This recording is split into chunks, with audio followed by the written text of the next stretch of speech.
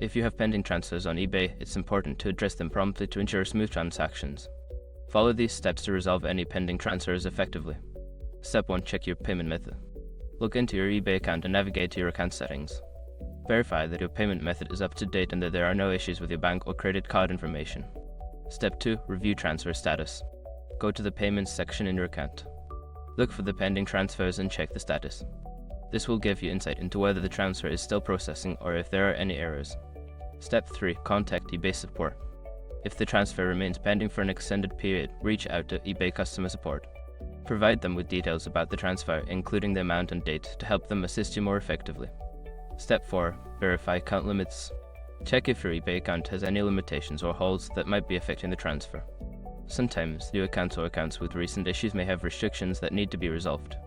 Step 5. Wait for processing. After addressing any issues, be patient. Transfers can take several days to process, especially if they involve banks or payment services. Monitor your account for updates and ensure that the transfer completes successfully. By following these steps, you can effectively resolve pending transfers on eBay. If issues persist, continue to seek assistance from eBay support for further guidance.